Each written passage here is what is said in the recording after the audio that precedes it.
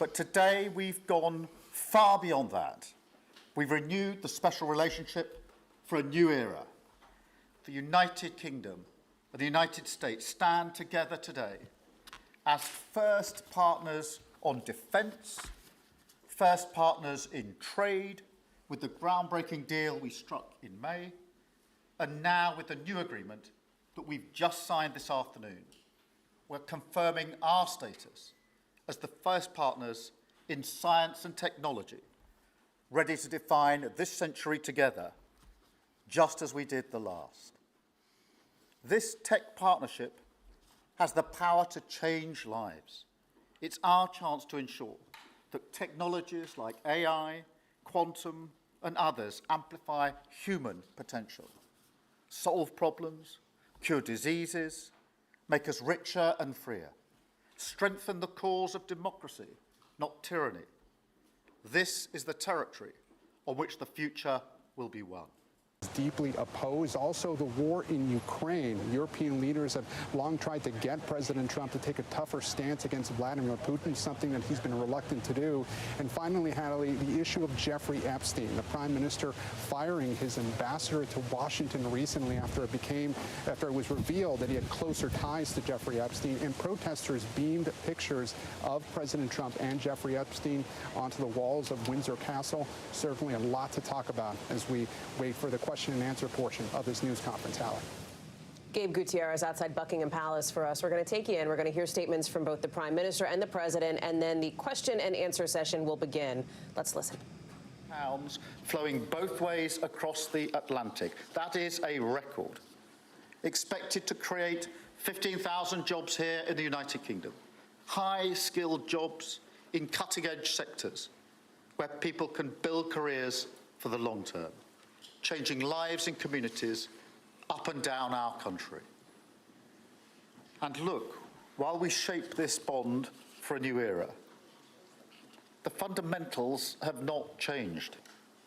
Security remains the cornerstone of this special relationship. We have the deepest, most advanced defence relationship in the world. Our warriors train together and they fight together. Our industries build together, everything from fast jets to the new AUKUS-class submarines. So now, as we drive up defence spending, we're going to sweep away the barriers to working together on new defence technologies so we can stay ahead of our adversaries. We're united in defence and security, yes, absolutely. But we're also united in the pursuit of peace. We are working together to end the humanitarian catastrophe in the Middle East, get the aid in, free the hostages, and ultimately bring Israel and the region back towards a comprehensive plan which can deliver peace and security for Israelis and Palestinians alike. We're also working together to end the killing in Ukraine. In recent days, Putin has shown his true face, mounting the biggest attacks since the invasion began, with yet more bloodshed, yet more innocents killed, and unprecedented violations of NATO airspace. These are not the actions of someone who wants peace. So we've discussed today how we can build our defences further, support Ukraine, and decisively increase the pressure on Putin to get him to agree a peace deal that will last.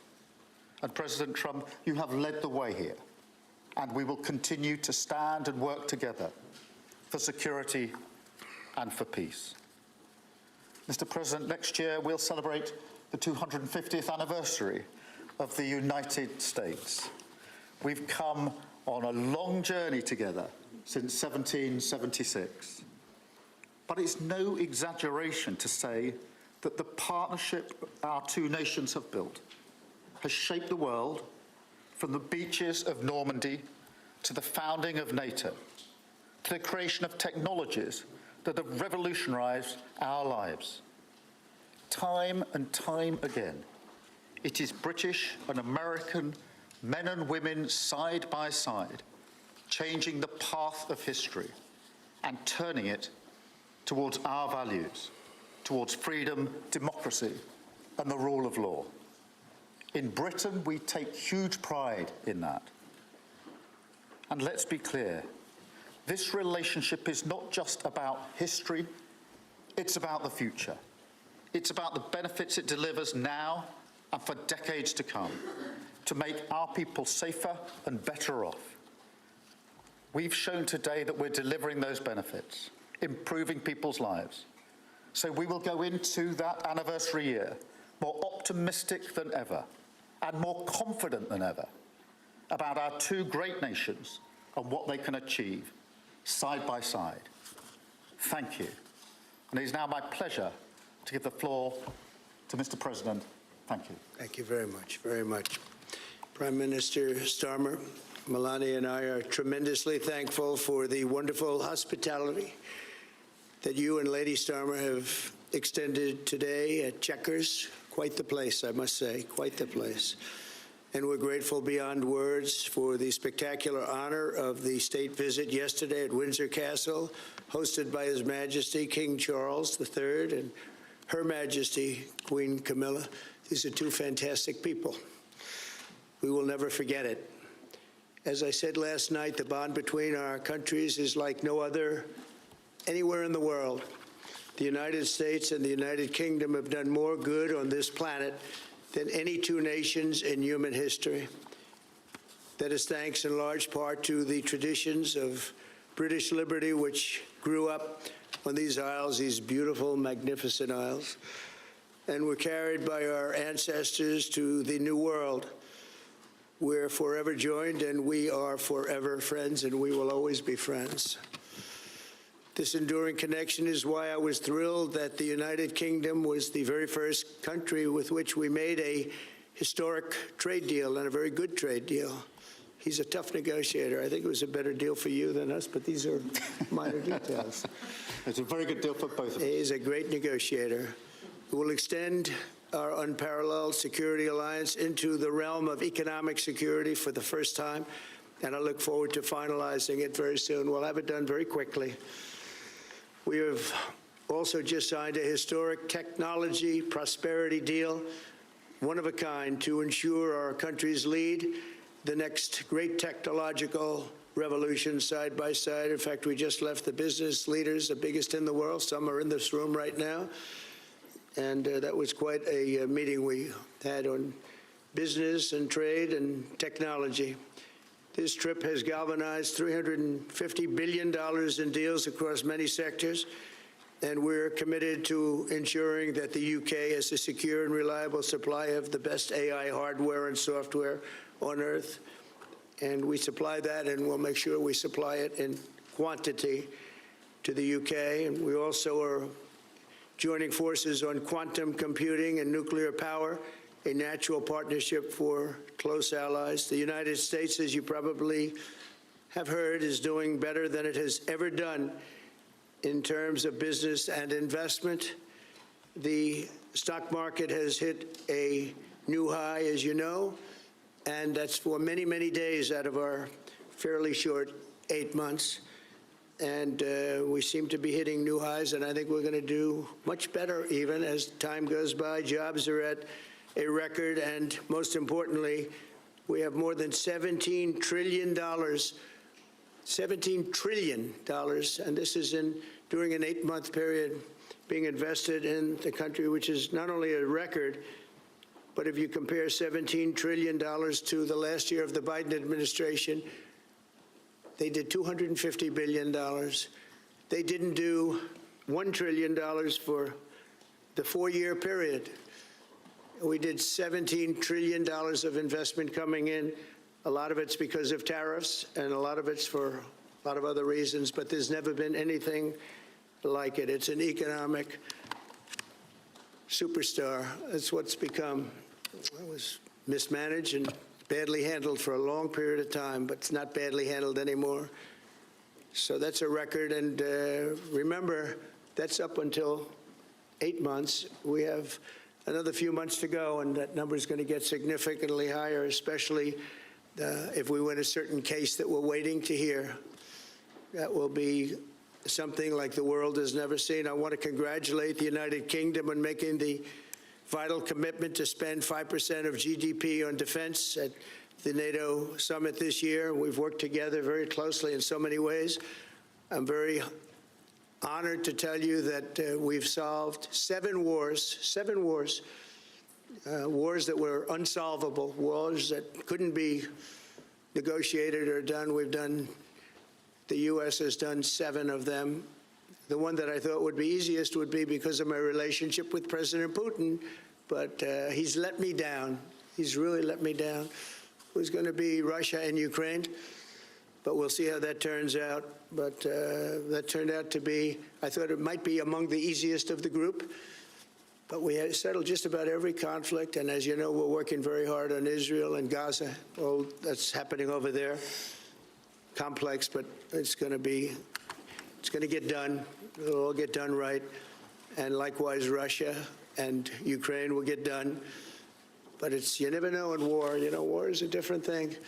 Things happen that are very opposite of what you thought. You thought you were going to have an easy time or a hard time, and it turns out to be the reverse. As we saw in the unforgettable parade yesterday at Windsor Castle, what a place it is. The British Armed Forces carry on one of the finest military traditions in the world, one of the greatest marching bands, one of the most magnificent sights I've seen. I know that our service members look forward, and we do look so forward to working even more closely with yours as you push toward that 5% goal. And I think, Mr. Prime Minister, you're just about there. You're going to be there very quickly, along with a lot of other great countries. I want to thank NATO and our wonderful head of NATO, who's really worked very hard, Mark, for the job they've done. As you know, NATO was at 2% GDP, and they didn't pay it. Now they're at 5%, then they pay it. And we appreciate that. And we're sending a lot of weapons to NATO. NATO is paying for those weapons in full. But we're sending them, and we're doing a great job at getting them what they need. And we appreciate the fact that they're taking care of it, because the United States is into that war for $350 billion. And just really very sad. It just got out of control. They didn't know what they were doing. But over the generations, British and American warriors have shed their blood side by side in defense of liberty and freedom. And that's why it's so imperative that the United States and the United Kingdom stand together for these fundamental rights and values of the English-speaking world. And we've always stood together, and we will continue to. Just last week, a great American, Charlie Kirk, was heinously assassinated for speaking his mind. He was a great young man, incredible future. Some people said he might be president someday. I told him, I said, Charlie, I think you have a good shot someday at being president. And he just wanted to take care of youth. He loved youth. I've never seen anybody relate to youth like Charlie, and they related to him, and they're devastated. But I appreciate the many British citizens who have offered their condolences. And again, Charlie was a great person. We'll be going out to a service on Sunday. I'll be leaving with some of the people in this room just to celebrate Charlie and all that he's done. So incredible. Never seen anything like it. But I hope that together our nations can lead a movement to defend the glorious traditions of freedom on both sides of the Atlantic. There could be no greater tribute to the immortal bonds of affection and loyalty that unite the British and the American people for all of time. We have a relationship like no other. It will always be that way. We will always be united. We'll always be together. And I just want to thank you, Mr. Prime Minister, for the great job I think you're doing. Thank you very much. Thank you. Thank you.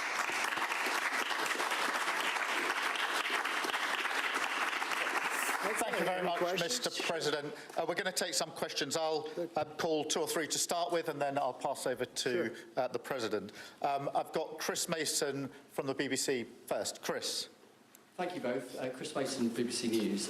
Mr. President, the UK is expected to recognise a Palestinian state in the coming days as the killing in Gaza continues. It often seems that you're the only person that Israel will listen to. What more can you say to them to tell them to stop? And why is the UK's position on a Palestinian state, in your view, wrong? And Prime Minister, what will the recognition of a Palestinian state actually achieve? Is it not just gesture politics to appease people in your own party? Thank you both. Well, Chris, let me just start with that, because we discussed this amongst other things. We had the best part of an hour, I think, upstairs earlier today, just one-to-one, going through a number of affairs, world affairs, in private. And we absolutely agree on the need for peace and a roadmap, because the situation in Gaza is intolerable. The hostages have been held for a very, very long time, and they must be freed. And we need aid to get into Gaza at speed. And so it's within that context of a plan for peace, which we're working hard on, which not only did we discuss this morning, but our two teams have been working together on. The question of recognition needs to be seen. And so it's part of that overall package, which hopefully takes us from the appalling situation we're in now to the outcome of a safe and secure Israel, which we do not have, and a viable Palestinian state. Thank you. Well, simply, I want the hostages released now, right now, not 1, 2, we'll give you 3 more tomorrow, and, you know, like it's been, but we're the ones that got all the hostages released. We got many, many came to the Oval Office, and I've heard stories like I've never thought even possible. There was no humanity, no anything. I said to them, I said, was there any warmth shown during this stay? Like, they offered you a little extra meal, they gave you a little smile, and they said, don't worry, you'll be okay. And every one of them said, not even a little bit. Amazing, you know, to think that during this stay, long stay in some cases. We had a man the other day, 451 days he was there. I always ask that question. And was there any warmth shown? Just a little word of, you know, encouragement. And the answer is every time, absolutely not. I'm shocked to hear it, because in the worst cases, there's always somebody that comes through. We have to remember October 7th, one of the worst, most violent days in the history of the world, not just there, in the history of the world. And I got to see the tapes, and I wish I didn't see them, actually, but I got to see them. And I want an end. I want the hostages released. And I think it's going to be okay, but it has been a brutal period of time. But this has been going on for a long time. This is not something that's over the last year, 2 years, but this has been for decades and decades. But we want it to end. We have to have the hostages back immediately. That's what the people of Israel want. They want them back, and we want the fighting to stop, and it's going to stop. But a lot of bad things. You know, Hamas said that they're going to put the hostages up as bait. They're going to put the hostages in front of any attack. And that's pretty brutal. We haven't heard that one in a long time. So we have to remember that. So I have a disagreement with the Prime Minister on that score. Okay? One of our few disagreements, actually.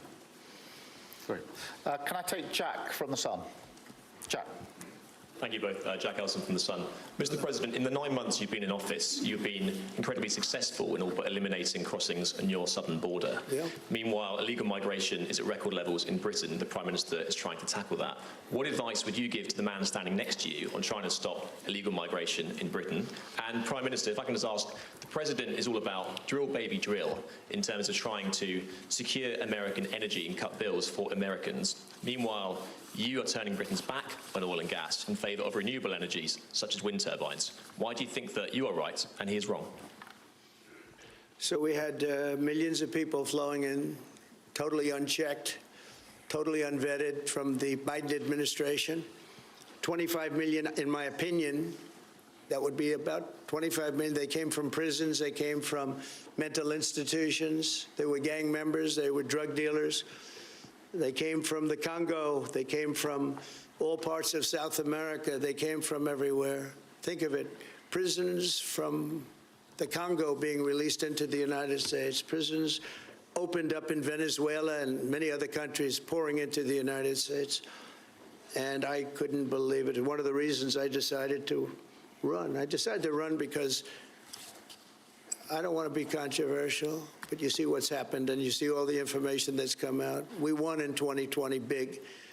And I said, let's run, we got to run, because I saw what was happening. And the worst thing that I saw was all of these people. You know, we've already solved inflation. We've solved prices. Oil is way down. Energy is way down in the United States.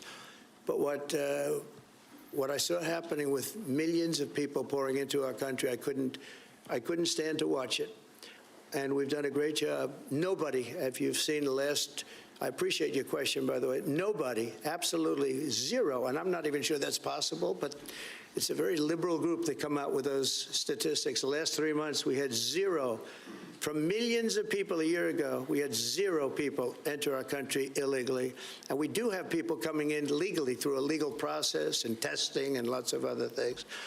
I think it's very important, and we speak about it. And I think your situation is very similar. You know, you have people coming in, and I told the Prime Minister I would stop it, and it doesn't matter if you call out the military, it doesn't matter what means you use, but it's going to destroys countries from within. And we're actually now removing a lot of the people that came into our country. It's a very hard chore. We were given a very, very bad hand. Millions of people came in from prisons and mental institutions. We have to remove them. And we are removing them. We have no choice, and I feel very strongly about it. Thank you very much. Jack, let me just deal with the question of returns, because this is obviously an issue we're taking incredibly seriously. We've struck a number of deals, both on cooperation with other countries, because this is a problem right across Europe, to tackle the problem of actually breaking up the gangs that are running this trade. We have had a record number of returns, over 35,000 now since we came into office. That's the highest number for the best part of 10 years. We struck the returns arrangement with France, and notwithstanding the challenges to that scheme, which you've seen in the last few days, a flight went off at 6:15 this morning, successfully returning someone under that scheme. So that is an important step forward. Obviously, there's no silver bullet here. There's a range of things that need to be done. But given the challenges of returning people, it is important that we're able to prove it can be done. It was done. It was done early this morning. So I can confirm that that flight went. It went successfully. And I'm pleased about that. Now we need to ramp that up at scale, which was always envisaged under the scheme. But it's very important that we have been able to prove that the proof of concept, if you like, that this can be done, and will continue in that way.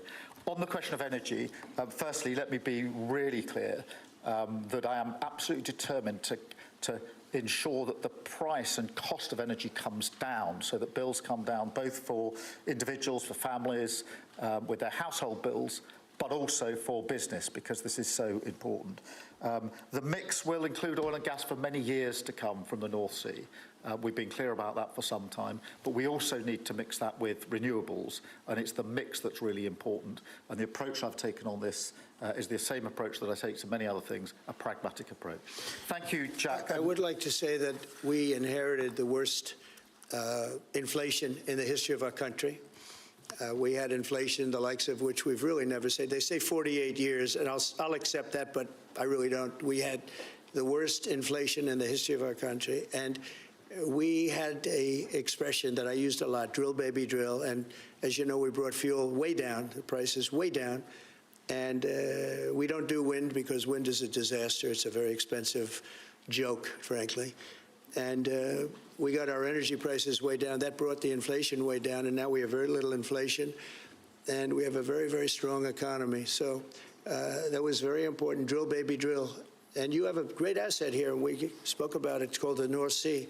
The North Sea oil is phenomenal. And I hope, because I love this country, you know, my mother was born in Scotland, and the Hebrides, Stornoway, that's serious Scotland. We were talking about it. And I want this country to do well. And you have great assets that you're going to start using, I believe, under this Prime Minister. Thank you. And I've got Matthew from The Economist. Matthew. Thank you, Prime Minister. Mr. President, you say that President Putin has let you down. Have negotiations run out of road, and what are your next steps to compel an end to this war? Well, he has let me down. I mean, he's killing many people, and he's losing more people than he's killing. Yeah. I mean, frankly, the Russian soldiers are being killed at a higher rate than the Ukrainian soldiers. But, yeah, he said, let me down. I don't like to see. It's death. You know, it doesn't affect the United States. We have, other than unless you end up in a world war over this thing, you could. This was a thing that would have never happened had I been president. If I were president, it would have never happened. And it didn't happen for 4 years. Most people agree it didn't happen, nor was it close to happening. And I spoke to President Putin about Ukraine. It was the apple of his eye. I've said that many times. It was. But he would have never done what he did, except that he didn't respect the leadership of the United States. They just went through the Afghanistan total disaster for no reason whatsoever. We're going to leave Afghanistan, but we're going to leave it with strength and dignity. And we're going to keep Bagram, the big air base, one of the biggest air bases in the world. We gave it to them for nothing. We're trying to get it back, by the way. Okay, that could be a little breaking news. We're trying to get it back because they need things from us. We want that base back. But one of the reasons we want the base is, as you know, it's an hour away from where China makes its nuclear weapons. So a lot of things are happening, but I am very disappointed in the fact that that one's not settled. To think that we settled Azerbaijan and Albania as an example, it was going on for years. It was never going to be settled. If you remember, the prime minister and the presidents, they were there for many years. They said, when they were in my office, we settled. And they started off at both sides of the Oval Office, so far away. I didn't know you could be so far away. And as we were together for an hour, they kept getting closer, closer. And by the time we finished, we all hugged each other. And one said, I've been in this position for 22 years, and all I've done is kill their people. The other was there for 7 years, and all he did was kill their people. And we got it settled. And we did others, as you know. The Congo, we settled the Congo with Rwanda. That was going on, and that was a machete war. That was a gruesome war. Many people, close to 10 million people killed. We got that settled. My biggest disappointment, but it's, you know, look, we did 7, and most of them were not thought to be settleable. We did India and we did Pakistan. That's 2 nuclear. That was purely for trade. You want to trade with us, you're going to have to get along. And they were going at it hot and heavy. But the Russia situation, I hope we're going to have some good news for you coming up. But again, it doesn't affect the United States. And look, it doesn't so much affect you. Of course, you are a lot closer to the scene than we are. We have a whole ocean separating us. But I will say this, it's millions of people have died in that war, millions of souls. And they're not American. They're soldiers, mostly soldiers, as you know. The soldiers are being killed at levels that nobody's seen since the Second World War. But they're being killed, and I feel I have an obligation to get it settled for that reason. Thank you. And just to add on that question, because we have to put extra pressure on Putin. And it's only when the president has put pressure on Putin that he's actually shown any inclination to move. So we have to ramp that pressure up. I think it's important to have this conversation in the context of what's happened in recent weeks. We saw damage and bombing to the British Council in Keir. These are targets that it was thought until recently were not targets that would be hit. The British Council, the European Union Embassy, the Council of Ministers, where President Zelensky's ministers work was hit. Again, these were thought to be places that wouldn't be hit. And then the incursion into Poland last week. And if you put that together, what you can see is either an emboldenment or at least an increased recklessness on Putin's part. And that's why I said earlier that they're not the actions of someone who wants peace. So we have to ramp up. And we discussed earlier today, we have built the coalition of the willing with British leadership and French leadership, stepping up with military planning in the seas, in the sky, on the ground, and ramping up what we do with the Ukrainians themselves. And of course, that taken with an American guarantee is now an example, I think, of the challenge of Europe stepping up to the plate, which it has done in the last few months, to show through what we and the French have done that we're prepared to take the lead in this and take the necessary measures. But that's a war that could have been a third world war, and I don't think we're going to be there now. But that was heading to a third world war, and what a shame it is. What a shame it is. Mr. President, do you want to call some of the... I would love to call a few of them. Bev, do you want to have a question? I've got to come back to you. Bev Turner, GB News. Thank you. Having been in DC for a few weeks, it's really interesting to see how you run the country as a proud Christian leader. And it really begs the question to the Prime Minister, if you don't mind, are we still a Christian country? But also... when you say we, are you talking here or... Here. The Here? UK. I'm still British. I might I'd live in rather America. have I'm him still answer that British. question. But also... I can't give you that answer. That's for the Prime Minister. But also, despite what we talked about in Scotland a few weeks ago, we still have 12,000 people a year here being arrested for social media posts, for free speech violations. Does that not remain an important area that there is still a lot of disagreement on? I'd like to have you answer that. Yeah, look, I mean, in terms of a Christian country, I was christened, so that is, my church has been all my life, and we are, that is wired into our informal constitution. Of course, we celebrate many other faiths as well, and I'm really proud that we're able to do so as a country. And on free speech, that has long lived in this country, free speech. It's one of the founding values of the United Kingdom, and we protect it jealously and fiercely, and always will, and we will bear down on any limits on free speech. I draw a limit between free speech and the speech of those that want to peddle paedophilia and suicide social media to children, and therefore I'm all for free speech. I'm also for protecting children from things that will harm them, paedophiles, those that peddle suicide, which has had a terrible consequence for individual, particularly teenagers. And so that's the balance we strike. But we have had freedom of speech in this country for a very long time, and we will always protect it. Thank you. Thank you very much. Brian, please. Thank you. Prime Minister, it's good to see you again. You have a beautiful country. Thanks for having us. Thank you for being Two here. questions. One, just recently, President Trump labeled Antifa domestic terrorists. Would you consider doing something like that in your country? Well, we obviously will take decisions for ourselves. I don't want to comment on the decisions of the President, but we take our decisions ourselves.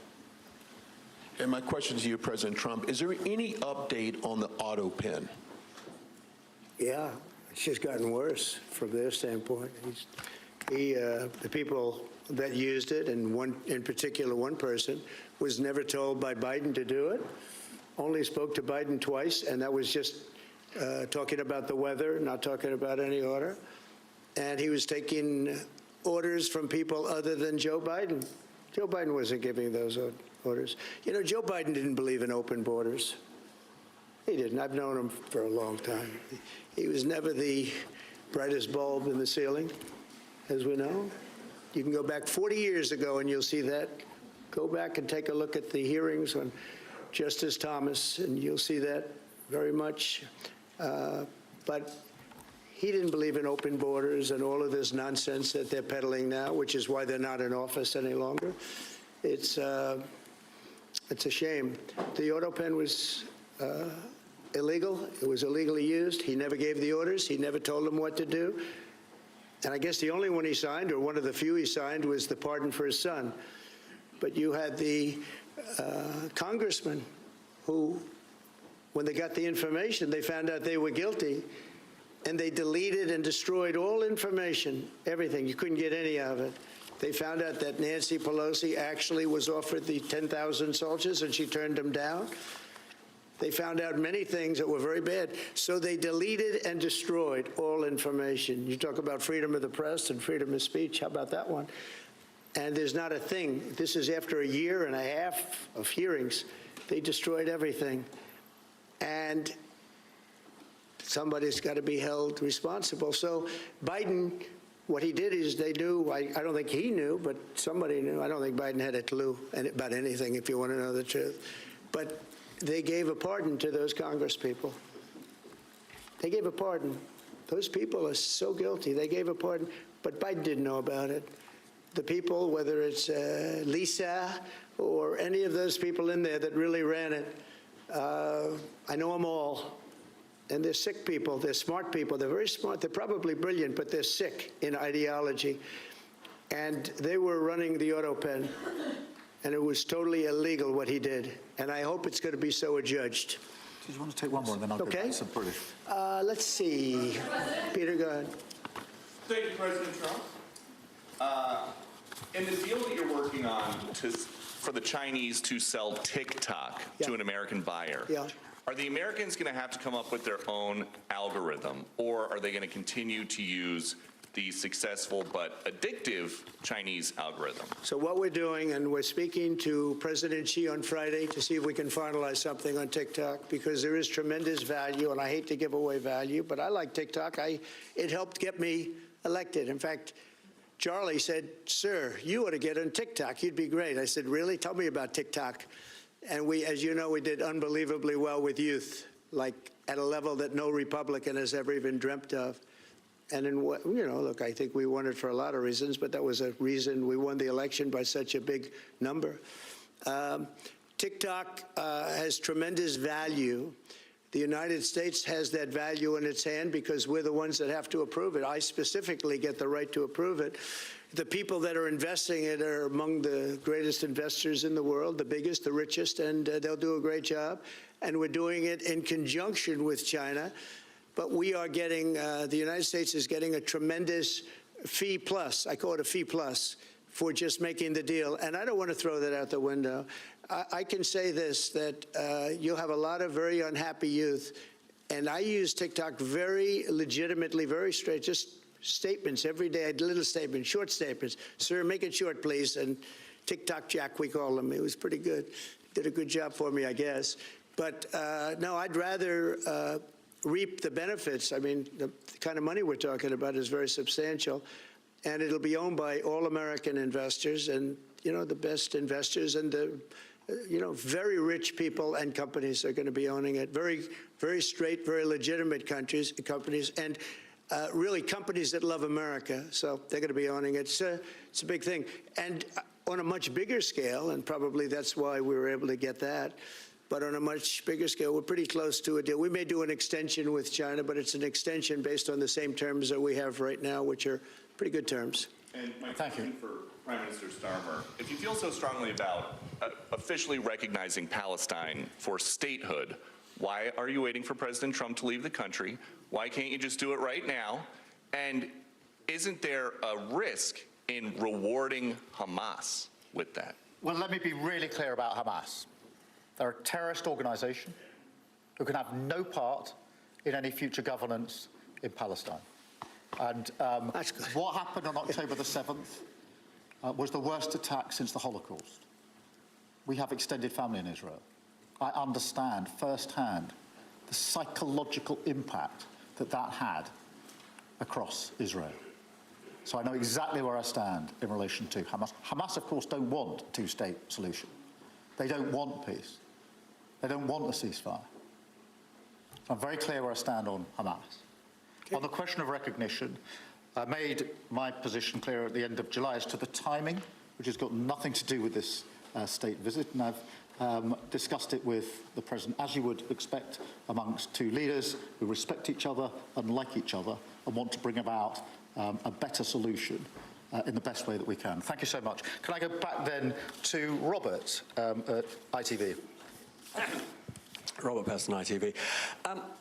Mr. President, you alone in the whole world, have the power to persuade Prime Minister Netanyahu to stop the demolition of Gaza City, to stop the starvation of Palestine, and to stop the killing of civilians. If not now, when will you exercise that power and tell him to stop? Sure. And then for both of you on... But you do understand about October 7th. You do understand. So believe me, I understand. One of the worst days in the history of humanity. What happened, I have seen the tapes. Babies that are 4 months old and just chopped up to pieces. And you've seen the tapes and I've seen the tapes. You're a professional and so am I. And people forget about October 7th. I can't forget about it. So I want it to end, but I want the hostages back. I don't want the hostages used as human shields, which is what Hamas is threatening to do. But as soon as they're back, that's the moment you will tell Netanyahu Well, to stop. it would certainly help, but I have to have the hostages back. And I don't want them back piecemeal, as I said before. I want them back. And on a separate issue, free speech, your Vice President Vance said that free speech is under attack in the UK. Do you agree with him? And Prime Minister, we saw the dismissal of a very well-known chat show host in America last night, Mr. Kimmel. Is free speech more under attack in Britain or America? Well, Jimmy Kimmel was fired because he had bad ratings more than anything else, and he said a horrible thing about a great gentleman known as Charlie Kirk. And Jimmy Kimmel is not a talented person. He had very bad ratings, and they should have fired him a long time ago. So, you know, you can call that free speech or not. He was fired for lack of talent. Yeah, please, go ahead. Yeah, I mean, firstly, on the question of Charlie Kirk, can I just express how shocking that is, I think, to everybody who believes in free speech and in democracy.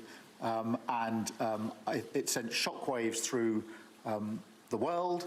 And I know that he was a friend of the president, and I reached out straight away to the president because I understood how impactful it would be on him and his family. And we all need to be absolutely clear about that. Whatever our political views, it is shocking and is to be condemned.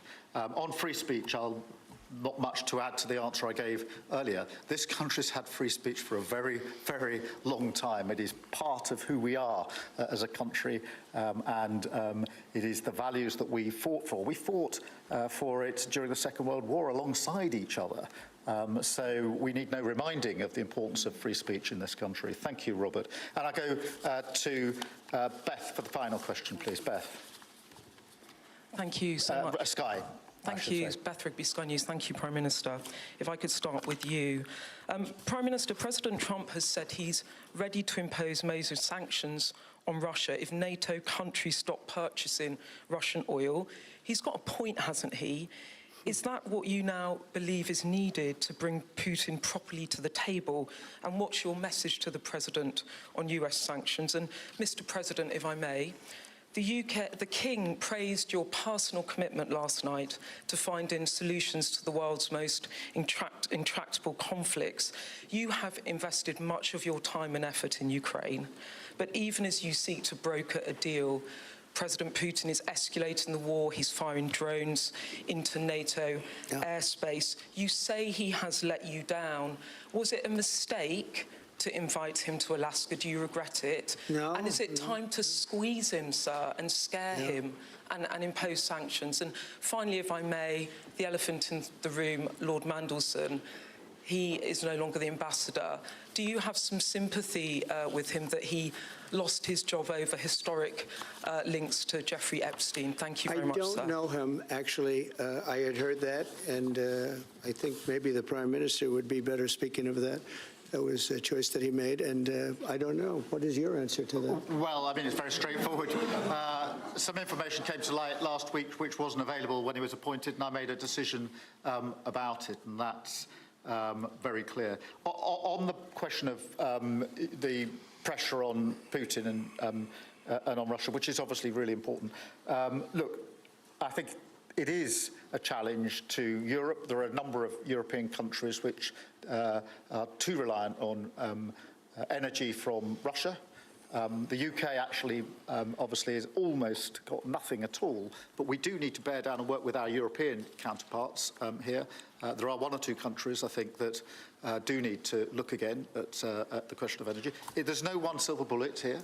We do have to have a wider suite of sanctions, which we've put in place a number of times, working across Europe and with the United States. And of course, we must, and we are, making sure that Ukraine is in the strongest position now, because one of my long concerns here has been that whilst we talk about a ceasefire, and we all want a ceasefire, and we talk about what might happen after a ceasefire, we mustn't forget that Ukraine needs our support now. And we've said we stand with Ukraine from the start to the finish, and that means we must continue to supply them with what they need in order to fight this war, which, of course, resulted from and is a result of Russian aggression.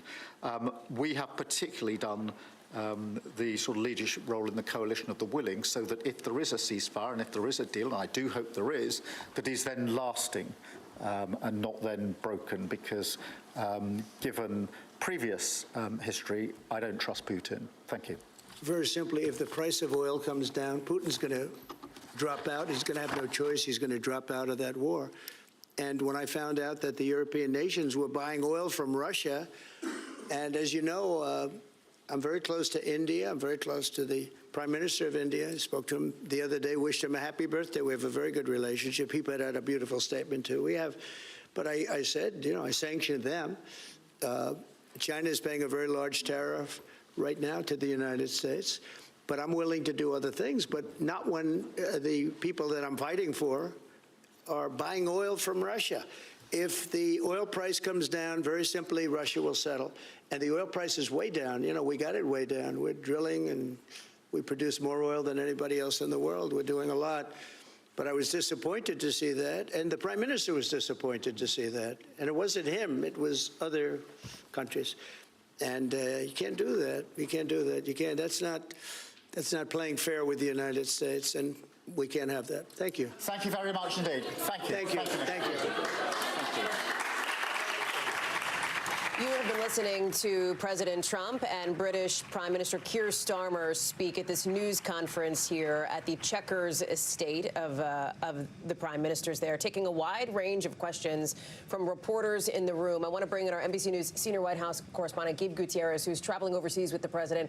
And Gabe, you heard everything from the assassination of Charlie Kirk, reaction there, the late-night show, Jimmy Kimmel getting pulled off the air here in the United States, to these key international topics, the two wars overseas, with President Trump saying that he believes that Vladimir Putin of Russia let him down, seeming to suggest, when asked if that Alaska summit was a mistake, seeming to say no briefly.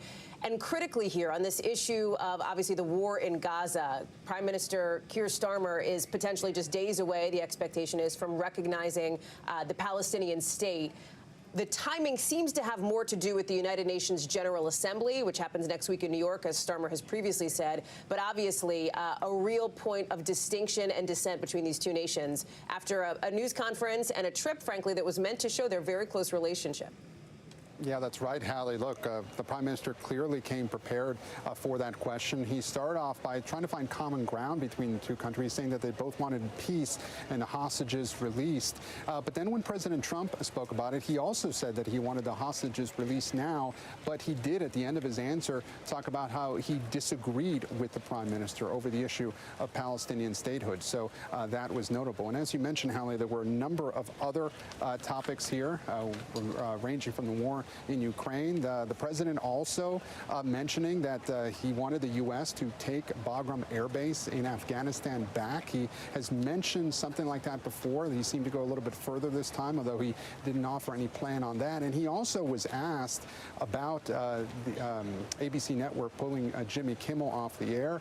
He said that in his view that Kimmel had been fired for low ratings. However, critics of the administration have raised a lot of questions about free speech when it comes to that decision on the part of ABC. The president also saying that he planned to speak with Chinese President Xi Jinping tomorrow to try and find some sort of deal on TikTok, Hallie. Gabe, thank you very much. I'm going to ask you to stand by. I want to see if we have our Peter Alexander, our chief White House correspondent, who was in the room for that news conference. He is getting ready to stand up and bring that microphone to his mouth, Gabe. So I'll hang with you for a second here, and let's pick up on the TikTok thread, because this, on the heels of this very critical international state visit, you now have another important conversation that is set to happen tomorrow at the highest levels between the U.S. and China when the president does speak with Xi Jinping. The TikTok deal, but there are plenty of other topics that could come up in that conversation, no? Yeah, certainly. Of course, the issue of tariffs, for example, that is something that loomed large over this meeting with the Prime Minister here in the UK. Didn't quite so much go into it in this press conference. However, while the President and the Prime Minister spoke about the trade deal that they had reached, the Prime Minister had been trying to get a better deal when it comes to steel and aluminum tariffs as well. And still, there are a lot of questions about further economic cooperation between the two leaders. the president and the prime minister announcing heading into this news conference that both countries had agreed to more economic cooperation, AI investments, American companies such as Microsoft and OpenAI promising to invest billions of dollars in the UK. But certainly the issue of tariffs is sure to come up when President Trump speaks with the Chinese president tomorrow. The president saying for the first time that he planned to do so. But again, saying that conversation would largely focus on this TikTok deal and suggesting that there could be some sort of an extension to the terms that are currently in place, Helen.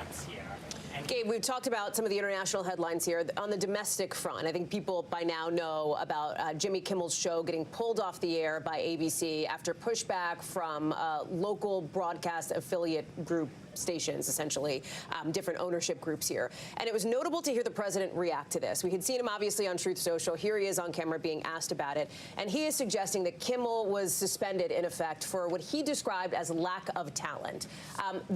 Just to put some context around that, the suspension, the indefinite postponement of Kimmel's show came just hours after one of the FCC chairs talked about concerns over Kimmel's comments related to Charlie Kirk and specifically suggested that there may be further punitive action from the government to those stations, right? Yeah, certainly. And look, some ownership groups such as Nexstar and Sinclair, which own a large amount of local affiliates throughout the country, had expressed their displeasure with Jimmy Kimmel's comments. In a monologue earlier this week, Kimmel had joked about President Trump's reaction to Charlie Kirk's murder, but he had also suggested that perhaps MAGA had somehow, that the suspected shooter may have been part of the MAGA movement, even though authorities had said that he was part of left-leaning ideology. So that a lot of conservatives were very upset by that. The FCC chair said in a podcast that we could either do this the easy way or the hard way. It was a short time after that, ABC Network made the decision to pull Kimmel off the air. Now, overnight, the White House, its rapid response team, had posted that Kimmel was, quote, a sick freak, and the president choosing after midnight here, London time, deciding it was important enough to make his own social media post about this and suggesting that some other late-night host should be pulled off the air as well. So certainly the president commenting on that very briefly, even though critics of the administration have raised a lot of questions about what this means for free speech down the line now. You heard those questions, free speech in the U.S. and free speech in the U.K., with the Prime Minister responding in a couple of instances to that. Also worth noting here, Gabe, how Keir Starmer, in response to nearly every question, wrapped his answers by alluding to the strong and close relationship that he and President Trump had. You could tell that it was critical for him to get that message out. So, for example, talking about their private conversations, two leaders one-on-one who respect and like each other. That was another theme that Starmer really tried to weave in here, and rather intentionally. Yeah, certainly. And it's the Prime Minister really going out of his way to make it clear that he had a very strong partnership with President Trump. And that's something that the royal family did yesterday during that white tie banquet last night, trying to emphasize this partnership. And something we've seen how they really, from many world leaders that have adopted that playbook on either flattering President Trump or really going out of their way to try to, showcase their common ground, something that the president has been very receptive to. So it is distinctive that President Trump, even though, and he responded even when he disagreed with Prime Minister Starmer, it was still a very cordial news conference, and really overall a very successful visit on the view from the UK, especially with all those investments announced, but also there was no major disagreement that spilled out into public view between the two leaders, and there was an immense amount of pomp and circumstance, pomp and pageantry yesterday. And despite there being some protests here in central London, the royal family and the British government seems to have accomplished what they wanted to do, to get through this visit and to shower praise on President Trump and perhaps get some economic investment and nudge him perhaps on any developments with tariffs, Hallie. Gabe, standing by for us there outside Buckingham Palace. Gabe, I'm going to ask you to hang tight for a second. I want to go back to Chequers now, where our chief White House correspondent, Peter Alexander, is joining us. Peter, you were in the room for that news conference. You've been having the conversation with Gabe on some of the headlines and picking up on one of those threads. This is coming as the British Prime Minister is facing his own political pressures there in the UK. You heard that come up with, for example, the question on Lord Mandelson, of course, the UK ambassador to the US, who was just fired days ago for his relationship with Jeffrey Epstein. NATO airspace. And of course, the president at the time after... I think that's right. I mean, just to pull back the curtain, was we just rushed out from inside that news conference. What struck me in particular was the president's words as it related to Russia right now. At the end of that news conference, he was pressed by a member of the British press specifically about why this isn't the right time to squeeze Putin, to do more in terms of sanctions. You know, I was looking back at some of the data points, Hallie, and since we were traveling, I was traveling with the president and Vladimir Putin when they were together in Alaska. There has been a spike in Russian missile strikes inside Ukraine. The president today spoke about how by starting this war, Russia was disrespecting his predecessor, President Biden. But we're now 8 months into this war, and in effect, it seems like it's President Trump whose effort to try to end the fighting is being disrespected by Vladimir Putin. The president, though, despite giving many opportunities to say something about it, despite more than 2 weeks ago saying within 2 weeks he would be able to make a decision to know if Vladimir Putin was serious about this, today he just said basically that he is disappointed that he has been let down by Vladimir Putin, but did not make any indication that he was willing to do anything more to crack down on Russia right now. In fact, we left there with the only pressure being on European allies not to buy Russian oil, instead of the pressure, as it was presented to President Trump, being on him to perhaps do more to try to change the situation given this moment. Yeah, Peter, and just because you mentioned pulling back the curtain, I know you just literally raced out, got in front of a camera. I can only imagine there's a line of reporters next to you. We're hearing some of that audio kind of come through, and I just want folks to understand that that's why that's happening. When you talk about these major international issues, one of the things that we just discussed with Gabe is this tension and this differentiation as you see a live look at the folks breaking down there at Chequers, Peter. But between the U.S. and the U.K., when it comes to what's happening in Gaza, when it comes to recognition of a Palestinian state, which the U.K. Prime Minister is expected to do just days from now, he clearly, at least per his telling, talked about this with President Trump in their private one-on-one. Yeah, that's right. And President Trump has been very clear his position on this. He has said that before there can be any serious conversation about recognizing a Palestinian state, about even discussing the future for those Palestinian people there needs to be a return of the dozens of remaining hostages, some dead, some still alive, being held by Hamas, in many cases underground there in Gaza. So the president's position has been clear on this. There is certainly a view here in the United Kingdom that, as the prime minister indicated, that they want to try to do a bit more to push along this process to recognize Palestine as an independent state there. But as Keir Starmer tried to make very clear, even acknowledging that he has extended family in Israel, he says he does not in any way dismiss the horrific things that have been perpetrated by Hamas fighters, first on October 7th and in the months since. Hallie, just to go back again, I think there were a series of other questions that didn't get addressed here. And frankly, the way this was sort of framed, there were only a limited number of questions from American reporters, some of them viewed as more sympathetic to the president. But one of the key questions right now, I think, given the conversation we're having at home, the divisions following the assassination of Charlie Kirk, relates to speech and the president's view on the topic of free speech, one of the founding principles of our democracy, now approaching 250 years ago. And I think while the president said that Jimmy Kimmel was dismissed, he said because of bad ratings. We know it wasn't bad ratings for which he was dismissed. In fact, he was dismissed following pressure from the FCC chairman. And there has been a lot of organizations, both media, law firms, universities, that have, some would suggest, capitulated to this president. So I would have been curious to hear the president press a little bit more on the topic of speech here, where he draws the line in terms of what speech is acceptable. Is speech, in his words, acceptable if it is critical of him or of his allies? It's a question that didn't get posed to him here. Instead, as you saw, one of the questions from a more sympathetic reporter focused on the topic of the auto pen, an issue that is now many years in the past right now, when I think there are certainly some real pressing issues that Americans are looking for answers to. It was a UK reporter, I think, who did ask the Kimmel free speech question, right? Was I mistaken on that? There was a question. It was initially That's what I mean, asked from the UK side, of right? the British Prime Minister asking. Right.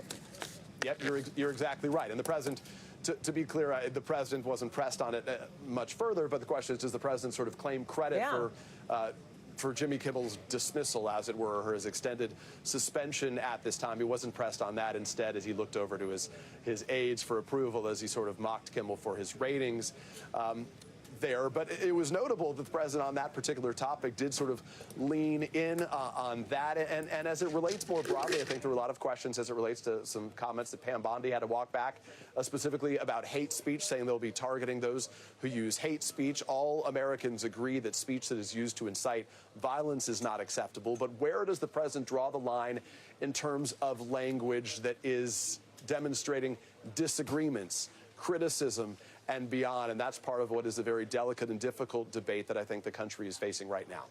I would also note, too, that there is a backdrop of this that even predates the current conversation specifically related to the assassination of Charlie Kirk here.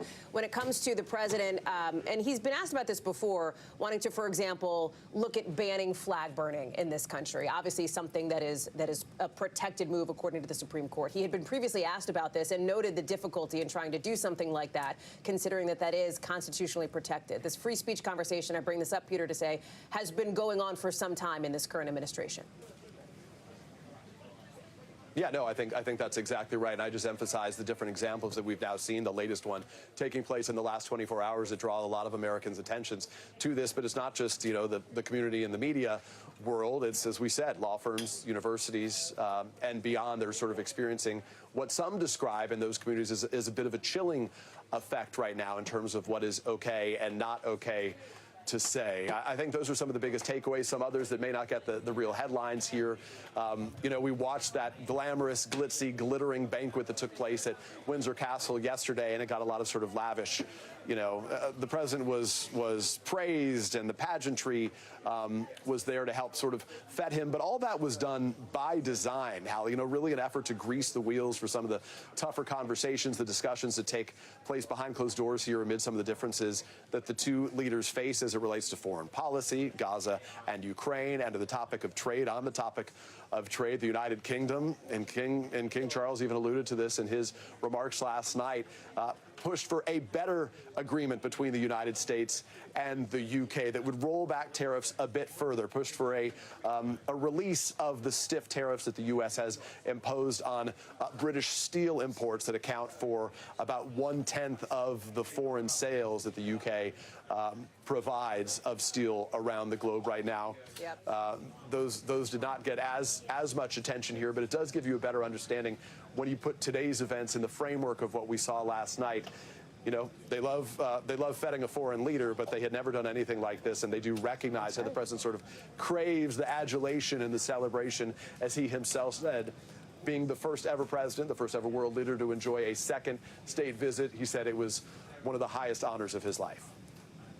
Peter Alexander, thank you very much. Safe travels home. Our thanks to Gabe Gutierrez as well, as both of you make your way back here to Washington with a busy stretch ahead for President Trump. Obviously, that critical discussion tomorrow with the Chinese leader Xi Jinping on TikTok and a variety of other topics.